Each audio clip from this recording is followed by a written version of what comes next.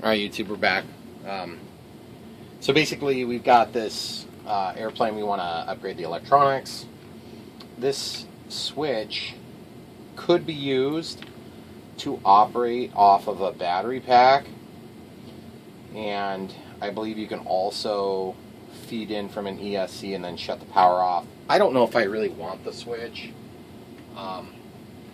I'm sure there might be a time when that would come in handy, like you don't want to dig out the LiPo, or you want to get the LiPo loaded in, and you've got it all closed together with the wing installed.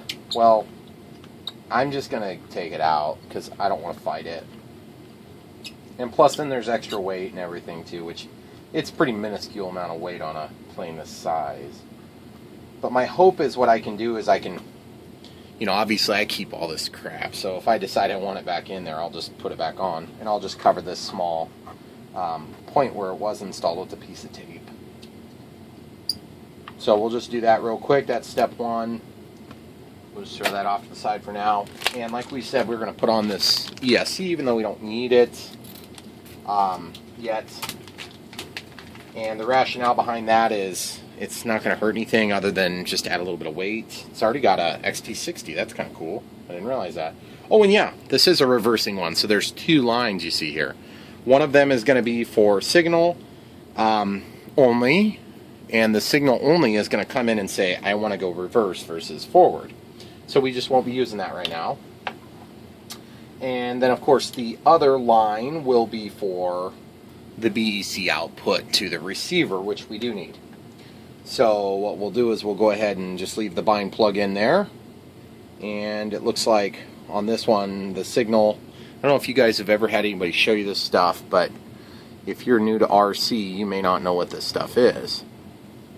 So what we've got is this little wiggly line, which shows it's actually a square wave right here. And then there's a plus, and then there's a minus. And so what that means is that when you look at one of these cables, this is a spectrum or like a Turnigy style color code. And you've also got the white, red, and black, which would be the color code would be equivalent to the brown and the black. The red is red, and then the white would be yellow. And that'd be for like a Futaba style color code. But what you have is the black or the brown is going to be your ground. So you just plug that into your ground side on the throttle port. And you can actually plug that in anywhere on there. Just be careful though, because if you have a motor hooked up to this and you have it on let's say it's the rudder channel, hopefully you won't do that while it's live. You'll plug in the battery and it won't initiate the motor. But if you did have it initiated, then it's going to immediately go to half throttle, because the pulse width modulation will put it right in the middle. Unless, of course, you have weird trim set up. So anyway, be careful about that stuff. That will get us power to the receiver. So when we go ahead and plug in our battery, then we can bind it up to our radio system. But I would prefer to do this with the servos hooked up for simplicity reasons. And that way we've got a better idea as to whether or not things are initiating. So I'm not sure which one's which yet. That's the rudder. So I'm actually just going to take a marker, and I'm going to mark one rudder and elevator. So this is rudder, and this is elevator. And so you can see in there I just made that mark. Real simple stuff. Those are the types of things that kind of help when you're out at the flying field. You'll figure it out eventually. You'll get used to it. But okay, and you can see this one's got the Futaba style connector. And so it's got this little tab on this side here that you wouldn't have on just like a generic style. And so I can't plug that in because that little tail is on there. So what I'm going to do is I'm going to actually take these scissors, and you can do this a number of different ways. You can use a knife. I've had pretty good luck with scissors, so I just trim them off that way. And then I'm going to plug this into the rudder. And same thing, so the black is the ground and the signal is the white, so we'll just do that real quick. And this one also has that same tab on it. Again, not really a big deal. You just cut it off and then you're ready to rock and roll. You can still put it in the factory style. So this is the elevator. So we'll just slide it into the slot that says ELEV, elevator. Okay. Now, when we go ahead and initiate this, we're going to be binding our radio system. And so that's a pretty straightforward process when you're talking about a 2-channel plane. But what I'll do is I'll go ahead and show you the process on my DX18, and then you guys can figure it out on your own radio. I would hope you're probably not doing a DX18 if this is an early, simple thing for you. Okay, so it comes on. I got Andrew's glider selected. Go to System Setup. This is going to disconnect the RF. That light goes off. Then you know you're out of the RF. Model select. Scroll all the way to the bottom. Add new model. Create. Okay, so it's going to make a new model. Let's verify model type is, we could set it up as a sailplane if we wanted. There's some advantages to sailplane. I honestly don't know. If I need to, I'll recreate it. This is such a simple plane right now. Okay, so model name is Acro. So this actually called the Bird of Time. So B. And I'm going to pause it so you don't get bored and leave. Okay, so now it says Bird of Time, so we could just hit back. Aircraft type, normal and normal, meaning there's ailerons, 2 ailerons, a rudder and an elevator, which in our case we know that's not necessarily totally true, but we'll be adding some of that stuff later. You can go to next. And then I usually like to take the picture and scroll it over to a glider. So far it's just a glider without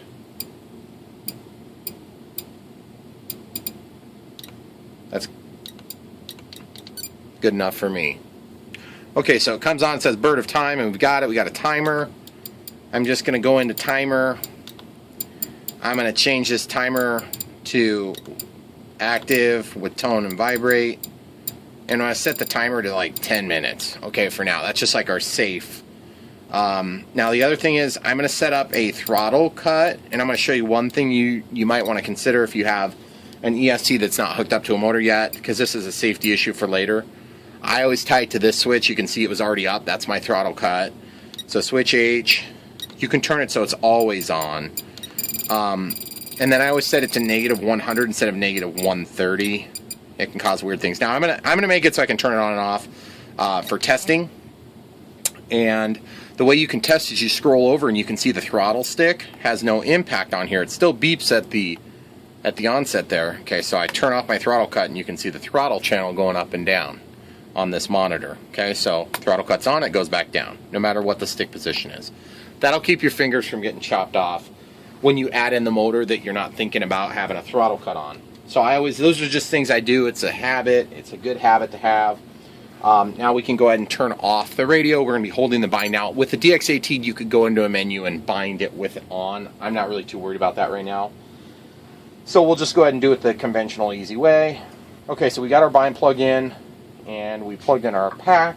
You see it's flashing. That tells us that we're in bind mode. I'm going to press and hold, and then I'm going to turn it on, and up comes the screen. It's going to say binding Bird of Time DSM 2 1024 22. There you go. So now we're going to wait for things to reboot. We do not have any activity yet, except we do now. Okay, so I'm pulling out this bind plug, and okay, so we have rudder and servo movement, or elevator and, okay, so elevator, rudder. Now, when you get a new plane, it's the wrong way, first of all, and that's also wrong, which is ironic, but not really that uncommon. So I need to flip the direction of travel. So we're going to go into travel. We're going to go to reverse. We're going to reverse elevator and rudder. Okay, so now I just stand my body in a place where I'm lined up with the plane. Now, obviously, you don't have to do that, but I do it because I don't like losing planes from making stupid mistakes, and I have made them many days of my life. Okay, so now we can go servo setup. I'm going to change to travel on the elevator servo. I'm going to hold the elevator down. I'm going to move it, and I'm watching the servo. Okay, it moved the whole time. It keeps moving, so that means that I have play. I have play the whole time, which is what I want. Now I'm going to go into rudder, and I'm going to do the same thing. I'm going to try to give you guys a view so you can see both surfaces at once. Okay, so all the way over, and click it. Whoops. Sorry, guys. Click it. See how it's moving over, guys? Okay. Now I'm going to move it the other way. And I'm going to click into this field. And I'll just do the same thing. You can see the rudder moving. Well, actually, I don't know if you could from that angle. But either way, take my word for it. The rudder's moving. Checking for clearance. So far, we're clear. The only thing about it that I'm really not fond of so far is the fact that the rudder is pointed pretty far over. And you may want to have trim like that anyway, but that's really whining when it gets back to the full position there. So what I'm going to do on this, I'm going to actually take this control off, and I'm going to adjust it a little bit mechanically, and I'll show you how to do that, because I don't want to use the electronics to adjust it. That's going to take up my trims for when I get up and do my maiden. Okay, so right now I'm moving it. Everything is moving free. I'm just going to actually take this control horn off. I'm going to see if I can get one step over, which means I lift it off the control, and then I'm going to rotate the servo until it's in a position that's commensurate with a straight rudder. So now you can see the rudder is straight, and I'm going to move the rudder. Oh yeah, that's good. Okay, so we're straight and square. And then all I have to do is just go ahead and throw this screw back in. And these are Futaba servos. They're very high quality. They haven't changed that much. They probably have ball bearings on them. Dual ball bearings is my guess. So it kind of helps everything to stay bind free while you're running. So elevator, rudder. And they are slow servos though. That's one thing I can say. The other thing I can say is that this thing is really binding it up when it gets to that furthest throw.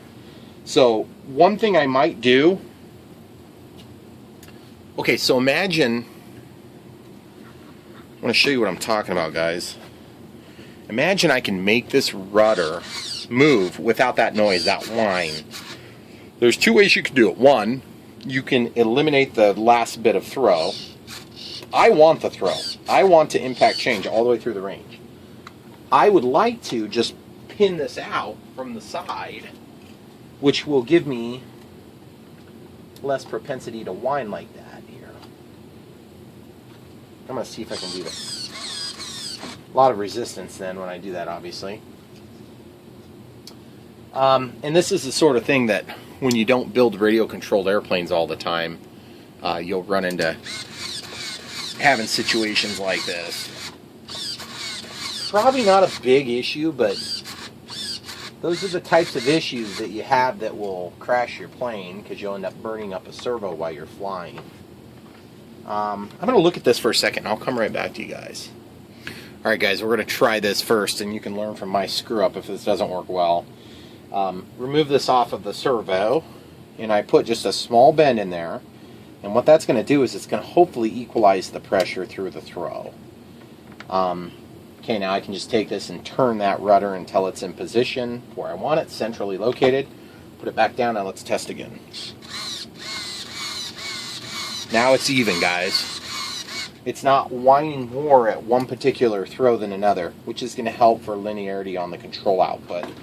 Meaning that as I move the stick, the output to reality is going to be similar between, 10% left, 10% right sort of thing. And it's actually more pertinent to the end of throws, but whatever. Okay. Man, those things are slow. This seems ridiculous slow, guys. I am very nervous that that's going to cause all sorts of grief for me.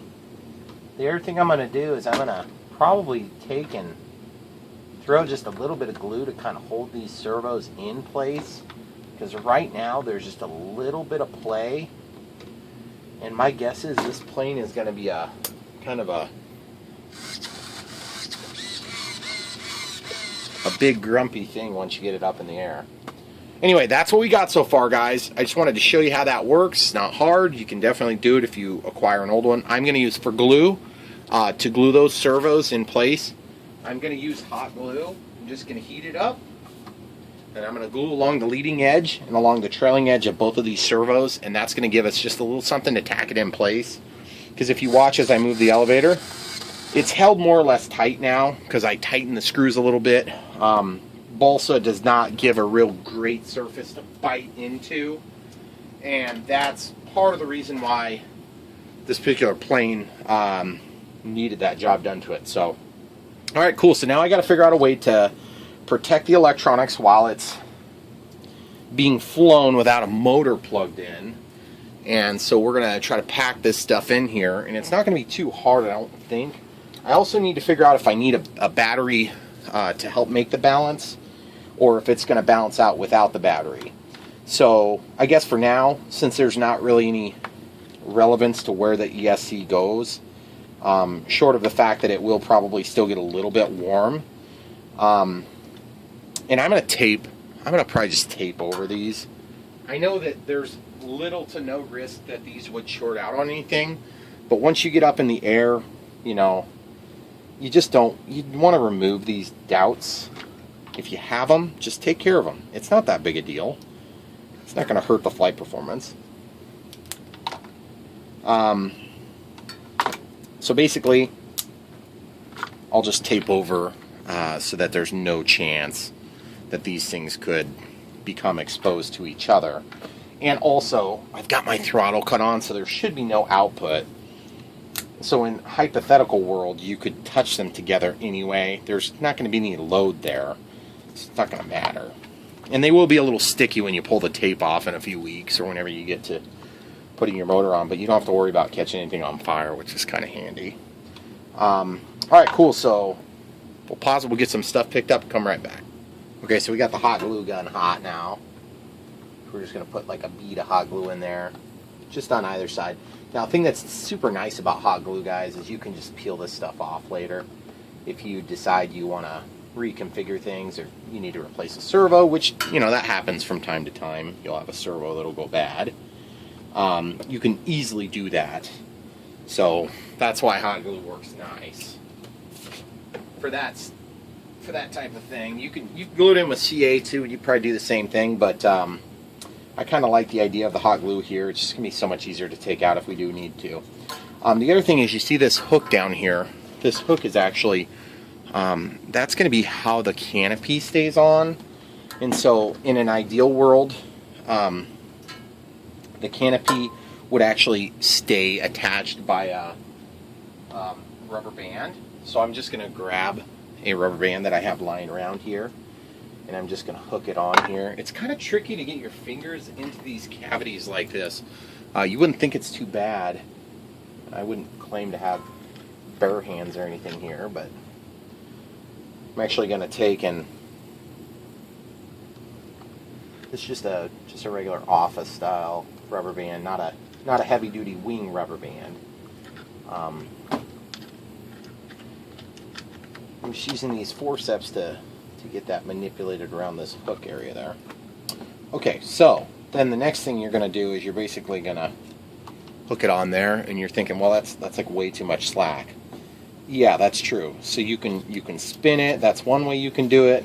But the easier way to do it would be to double up the rubber band, or just to tie a knot in it. So I'll probably just double it up if I can, and that will make things a little bit easier.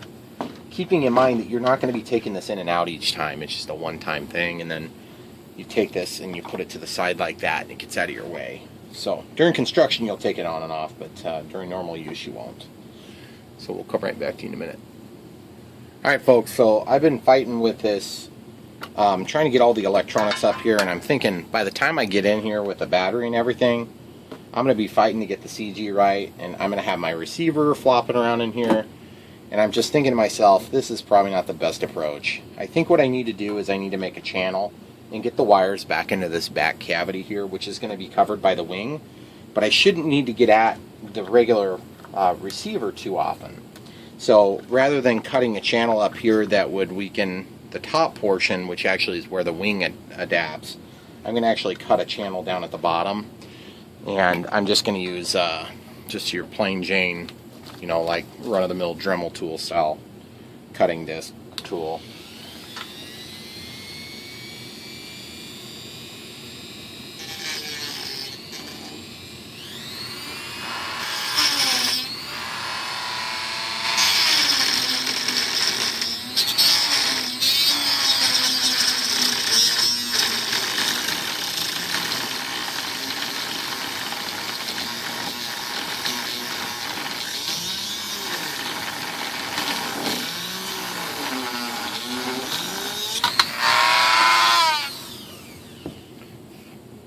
I got a fan right here that's going to suck some of that smoke and dust away.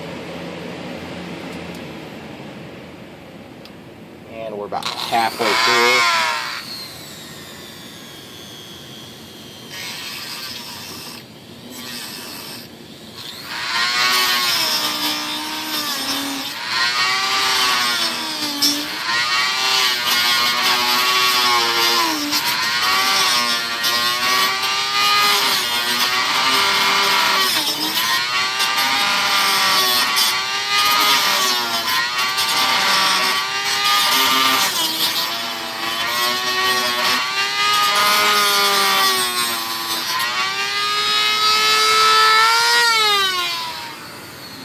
Okay, so it looks like we got a little bit more to go, but you guys get the idea.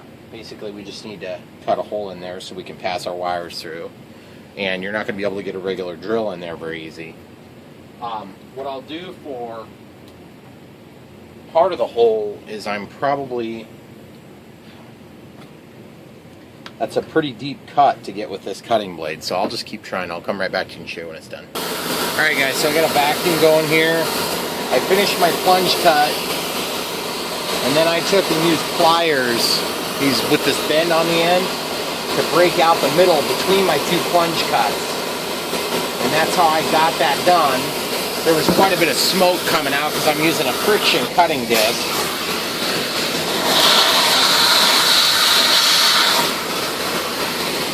And now we have a hole that goes all the way through, which should work pretty good. And of course, you got the fire alarm right above my workstation here, which is always super nice when the kids are napping. And you can see there's a hole there. And it's not as pretty as I would like it to be, but good luck cutting a pretty hole in a finished plane. It's very difficult. Once you've got these planes put together, you better hope you thought of everything, because if you hadn't thought about it by now, it's too late. You'll be doing something like that. So now, the next horrific, very difficult thing to do that seems like it's not going to be that hard, but it's going to be horrible, and that is getting these wires underneath and through to the other side. So the first things first, we got to label these things now, and that actually isn't too bad. There's a bunch of different ways you could do it, and I'm going to just go with marker. And you're probably thinking, well, what the heck are you going to mark? It's all black. That's correct. The elevator sits here. There's red and black. So I'm going to make an E on both sides. Even on the black, I'm going to write an E. And you can't probably even see it in the video, but I'll be able to see it in real life. And then, of course, you can put a piece of tape on it, but I'm too lazy for that.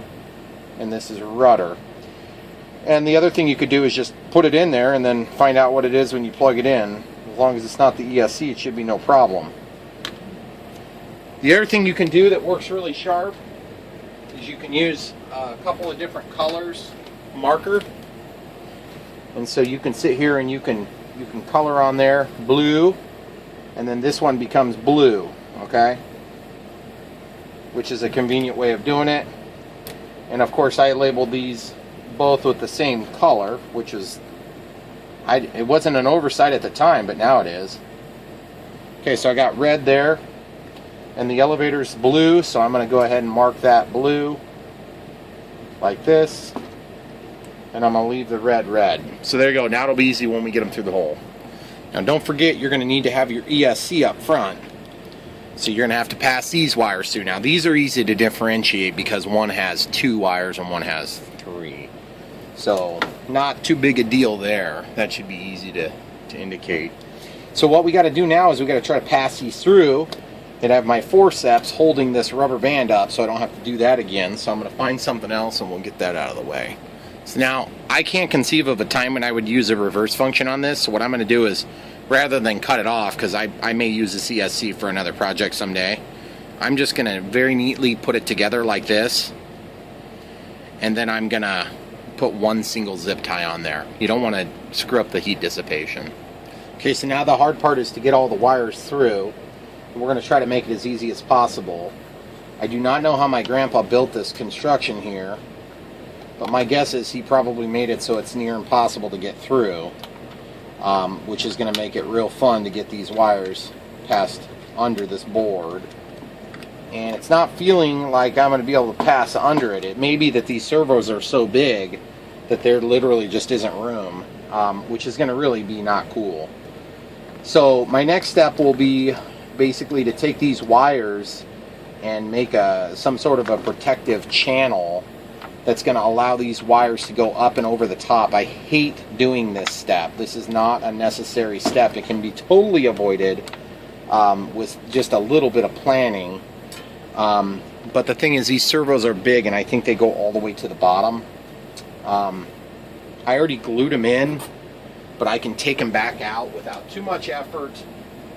And I think it might be worth, yeah, it might be worth it to try that before I start building a complex system to hold everything together.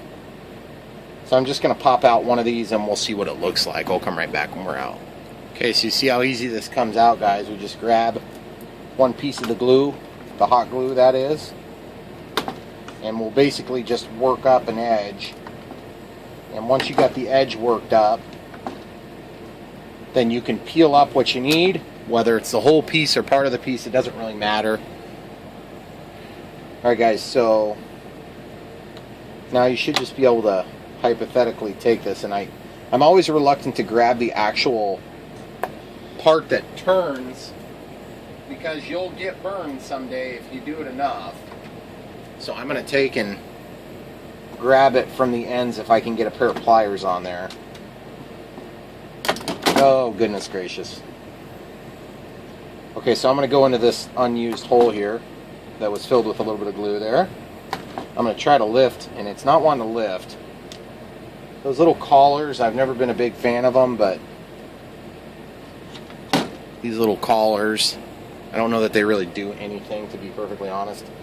They're basically spacers. The other thing is, I noticed my grandpa's holes in the balsa wood are really, it's not so good. I'm going to put some CA in there, and then I'll reinsert the screws here in a little bit. Alright, so I'm going to take a flat-bladed screwdriver here. Now you guys can see why I didn't want to pull these out, because they never seem to come out quite the same as what you think they will. Okay, so I'm going to grab this piece out, this little piece, and that way I got one less thing to shoot across the room. Alright, when I get this out I'll show you. Alright guys, I got it out. So now I can see that the servo wire comes out from this end, which is fine, and we should be able to, what we're going to try is we're going to try folding it back the other way. But while we've got the servo out, we're going to pass this wire for the electronic speed control under as well. And keeping in mind that if we add ailerons, air brakes, spoilers, spoilerons, whatever it is that we add, they're going to be on the wing anyway. So we'll have access to that cavity for that purpose later on without any problem. So I'm just running that under there easily right now. I grab this. And what we'll do is we'll get the other wire from the other servo through from the elevator, and we'll feed that through as well while we're at it. Oh, you would.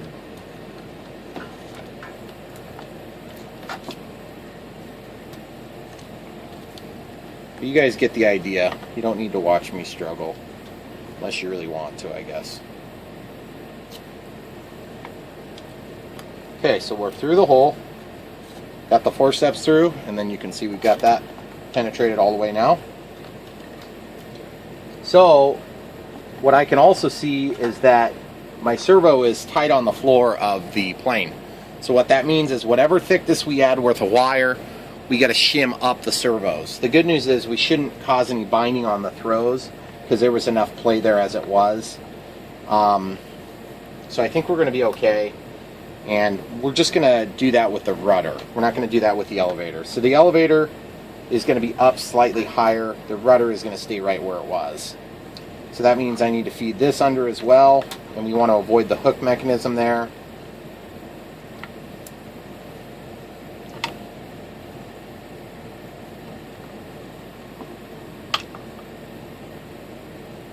And these are the times when you're like, man, I wish this was an ARF, but you know what? Even if this was an ARF and almost ready to fly, I bet we'd have the same stinking problems. It would just be made by, instead of somebody who really cares, it'd be made by somebody who probably doesn't care. So you'd have all the same issues, just from skilled labor instead of unskilled labor. Okay, so I've got that pulled through. Just being careful not to yank the wires out. And I just want to walk that down so that it's out of the way. Just like that. Okay. So now we'll tuck that under. Kind of get that out of the way. Now, are you kidding me? I pulled my stupid ESC wire through. Dang it.